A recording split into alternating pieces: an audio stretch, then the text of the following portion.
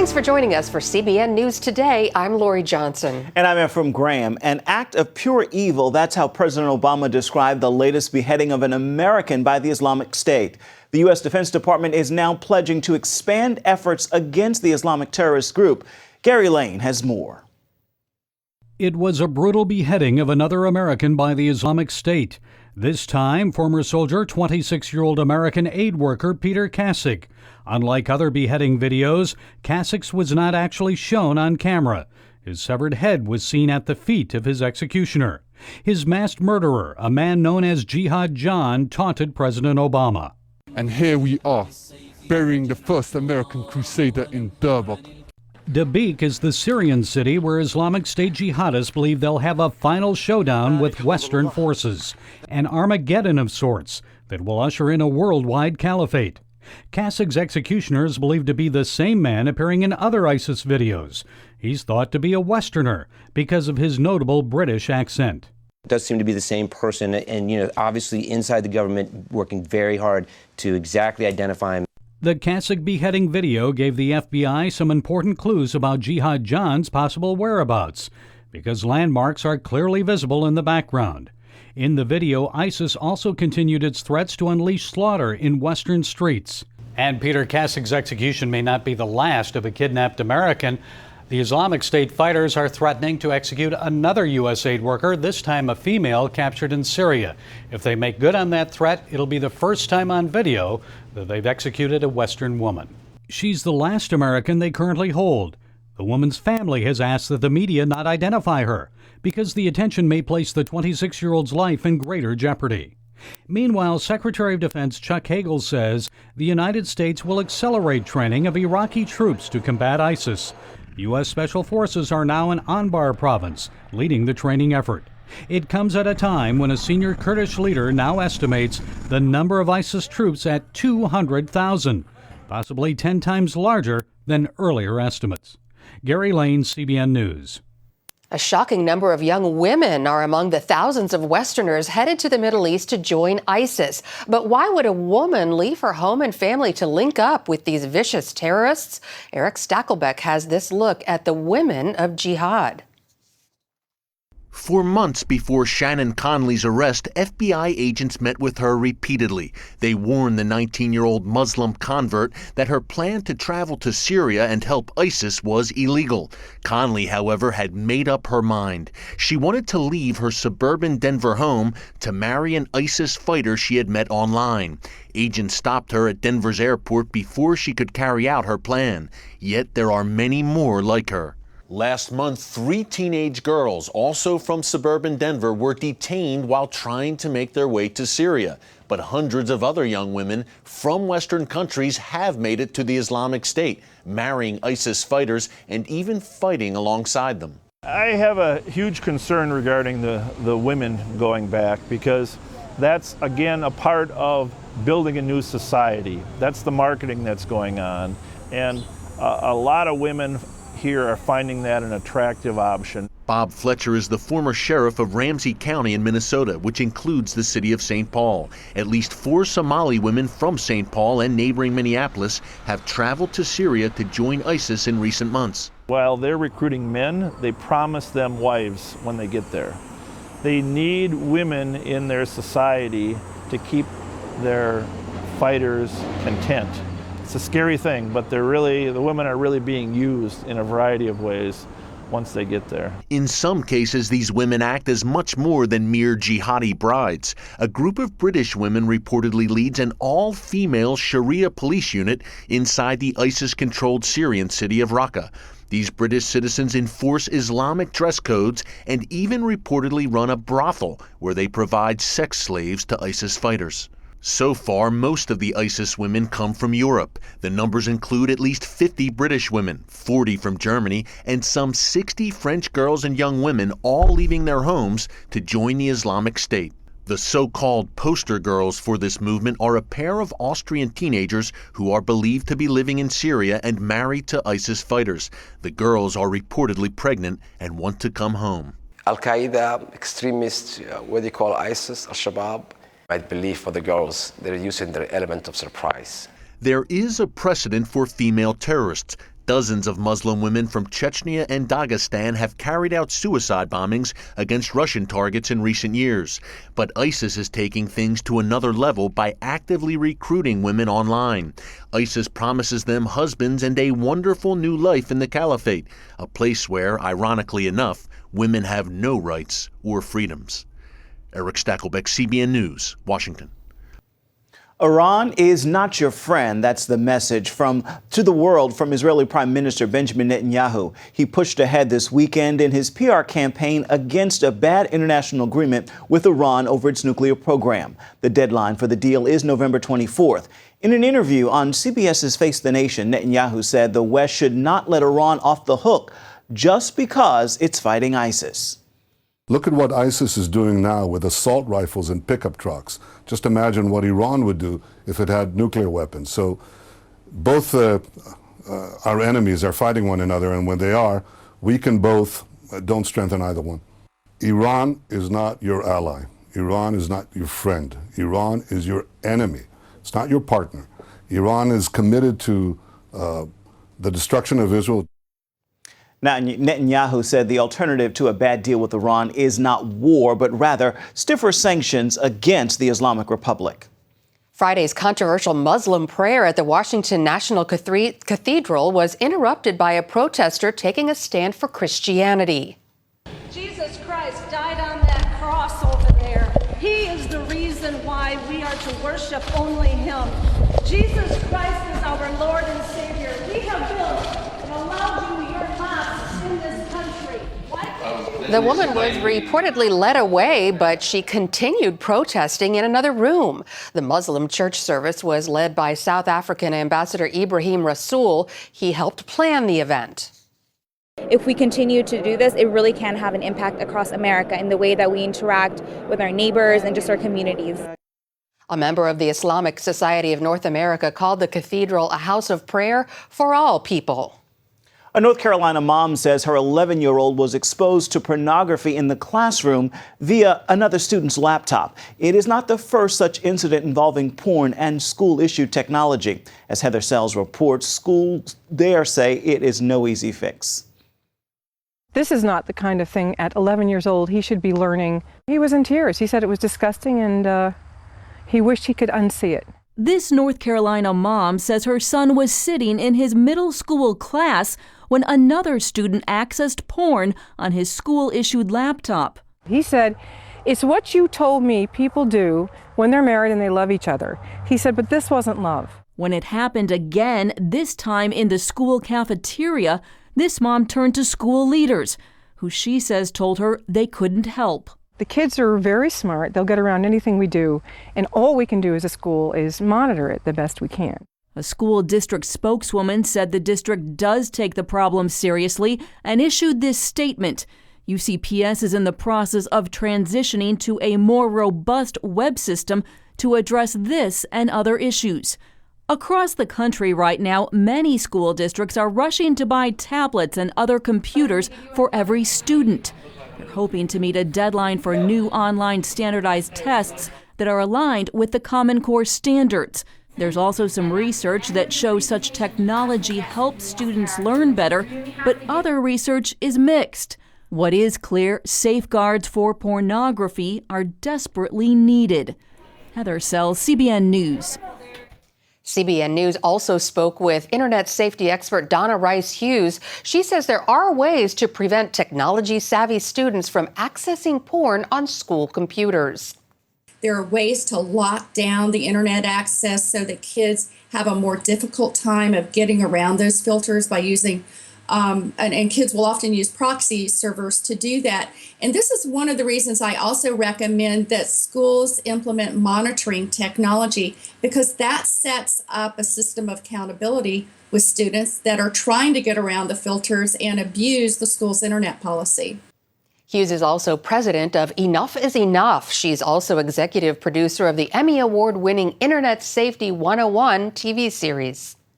The number of homeless children in America is at an all-time high. That is according to a report from the National Center of Family Homelessness. It finds one child in every 30 does not have a place to call home. The report calculates that nearly 2.5 million children in the U.S. were homeless at some point last year. The problem is especially severe in California. It accounts for more than 1/5 of America's homeless children, nearly 527,000 of them. It is still officially fall, but an early blast of winter is not letting go of its grip on much of the nation. The cold front stretches across the eastern Great Lakes, the Ohio Valley, the Tennessee Valley, and the eastern Gulf Coast today. The weekend dumped snow across the center of the country, causing dozens of accidents on the highways, and lake effect snow watches were issued in southeast and upstate New York. Temperatures dipped to -20 in parts of Wyoming, with wind chills dropping to -37. Coming up, their enemies paint them as war criminals, but a new film provides a closer look at who Israel's defense forces really are when we come back. During the Gaza war this past summer, Israel warned Palestinian civilians when a military strike was coming. They risked warning the terrorists they were targeting just to prevent civilian casualties. Despite unprecedented steps like that, Israel's enemies often accuse its soldiers of war crimes. Now, a new film pursues the untold story and puts a human face on the IDF. Chris Mitchell has the story. I'm Eden. I'm almost 21. I'm an officer with the paratroopers. I have a platoon with 40 soldiers, and we have 8 months to train them. Beneath the Helmet is a feature-length documentary taking the viewer inside the world of those in the Israel Defense Forces. The film chronicles 8 months in the training of new paratrooper recruits. As the world often slams the IDF and its tactics, Beneath the Helmet puts a human face on what many see as the most moral fighting force in the world. It's a crucible. It's a rite of passage, and all Israeli teenagers go through it. It's a little bit scary to take a gun in my hands. It's like not for kids. It can really hurt someone. But the noise and the boom it's very different than a computer game. Israeli boys and girls are drafted at the end of high school. Producer Rebecca Shore says that makes Israeli youth grow up fast. So there's something that happens between the ages of 18 and 21 that doesn't happen anywhere else in the world. When you see like all the guys jumping and you're like the only guy standing in the plane, it's your turn in 3 seconds and like saying jump. That was amazing. There are other things that make the IDF unique. Chances are that when you're an Israeli soldier, you're going to see some sort of conflict because that's how it goes here. The Israeli soldiers are literally defending their homes and their families. This is a switch, it seems to me, that they made last week, where they now understand that the fate of the country is in their hands. Still, these soldiers can regularly go home on weekends, involving family in a unique way. I can't believe I'm saying this. I'm actually happy of doing his laundry because, I don't know. We're so happy that they come home and they come home safe that we're willing to do anything, just, This is basically the end of the beginning. By this time next week, they'll find themselves protecting the northern border of Israel. Aviv Regev recently finished his army service. As a commander at age 23, he took responsibility for the lives of 120 soldiers. These are soldiers from the whole variety of Israel's society, from the top notch, from the bottom. Not even all of them are Jewish. We have some desert nomads, Druze, Muslims, Christians. Is it a moral army? I sleep with a clear conscience at night, knowing that every time me and my soldiers stuck to the utmost highest moral values, human rights, international law. With anti-Israel sentiment in the world today, Shore expects the film to stir up debate. The minute you say Israeli soldier, it's almost like a dirty word. As crazy as that is, this is going to be seen as controversial, even though it's a totally apolitical and human story. Yes, we're prepared for the conflict. Shore says they hope young people will better understand what Israelis their age face and the threats that surround their homeland. Chris Mitchell, CBN News, Jerusalem. Up next, a typhoon took their families, but it didn't take their faith. See how the survivors from one church overcame their own pain to reach their community for Jesus. Last year's devastating typhoon in the Philippines killed more than 7,000 people, and more than a year later, hundreds are still unaccounted for. But in a coastal city destroyed by the storm, one family's heartbreaking loss has become an inspiration for many. George Thomas brings us that story from the city of Tacloban in the Philippines. 1, 2, 3, 4, 5, 6, 7, 8, 9, 10, 11, 12, 13. 13 of them are died, but the other are missing. A year ago, on November 8, 2013, Dolor Lingo lost 13 members of her family. At first, it was very painful, but slowly I've come to accept what has happened as the will of God. Among those who died that day were 3 of her children, who drowned when tsunami-like waves swallowed up her home. And the only child to survive? The only child to survive is here. This one. This past Saturday, marking the 1-year anniversary, Dolor, her husband, and 13-year-old son visited this makeshift grave that holds her children and 6 other relatives. Sinabi ko sa kanila na I can just imagine them being happy in the presence of God. 12 months on, the Lingos have almost rebuilt their home. Dolor is busy with her children's ministry outreach. We have a children's feeding program and a ministry to at-risk youth. Her husband Dante is busy leading a small church in the neighborhood. Even though what happened to us is so painful, I know that in everything God has a purpose for our lives.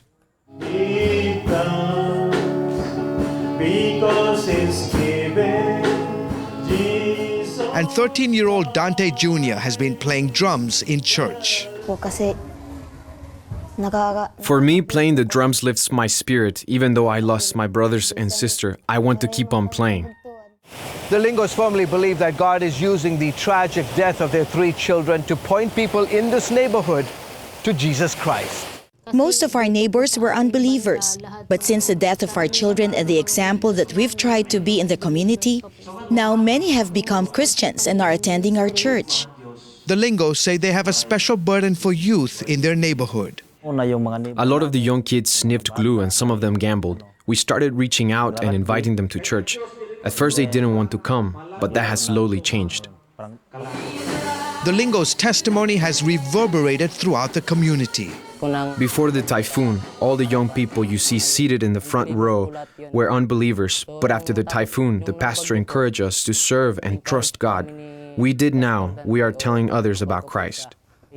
After the storm, I thought there was nothing left in life. Everything was destroyed. But then the pastor helped me realize that material things are not important.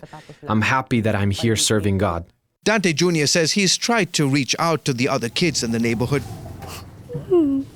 but finds it very difficult since he still misses playing with his siblings. He said he's studying hard in school and dreams of being a sailor one day. But for now, his heart is right here behind the drums.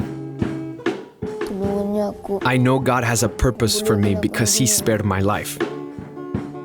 It is a theme that runs through this precious family, devastated by unspeakable loss, yet determined to turn tragedy around for the glory and honor of God. No matter what storms may come, calamity or tragedy, we must do our best to stand on our feet again and to keep our faith in God. No matter what happens, God is always there. George Thomas, CBN News, Tacloban, Philippines. Finally today, you've heard about Merry Christmas being replaced with Happy Holidays. And even some Christians want to do away with Christmas traditions. That's why Kirk Cameron just released a new film called Saving Christmas. CBN's Angela Zadapak caught up with him to learn more. Christmas is only a few weeks away, with streets beginning to fill up with holiday decorations, shopping, and family events. Now, with all these distractions, it's easy to forget what is the true meaning of Christmas.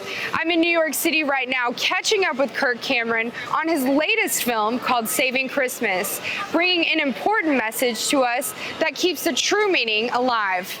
I made Saving Christmas, one, because I love Christmas. I love everything about it. Some people are saying that Christmas is actually so infected with paganism that we shouldn't have Christmas trees or holly or mistletoe or any of that stuff. I want to make a movie that inspires maximum joy and celebration this Christmas. The movie follows a man named Christian who sees Christmas as a time for pointless shopping and useless traditions. Where's Christian? How's he doing? Is he okay? Oh, he's fine, really. He's just not into Christmas this year, that's all. When his Scrooge-like attitude begins to sour the party, Kirk's character decides to show Christian the true meaning of Christmas. Everything you see inside there, it's all about Christmas. It's all about Jesus. Kirk's main goal is to help tackle a lot of the controversial issues that are centered around Jesus Christ's birth. Aside from that, he's also hoping the film can help send another message. When we celebrate Christmas, it shouldn't be something private and tame. We need to not put too many religious and politically correct seatbelts on. The film provides the history behind our traditions, including the Christmas tree, St. Nicholas, gifts, and family get-togethers. And speaking of family, Kirk cast his real-life sister Bridget as one of the stars. A lot of people know my sister Candace from Full House and Dancing with the Stars recently. But I have 3 sisters, and my oldest of the 3, Bridget, is making her debut performance. Saving Christmas will open in 400 select theaters across the country for 2 weeks only. For a link to find a theater near you, go to cbnnews.com. I'm Angela Zatopek, CBN News, Bryant Park, New York City. Well, that's it for now on CBN News Today. You can find more of our exclusive coverage of the issues you care most about at cbnnews.com. Hope you'll join us again right here next time. Make it a marvelous Monday, everybody.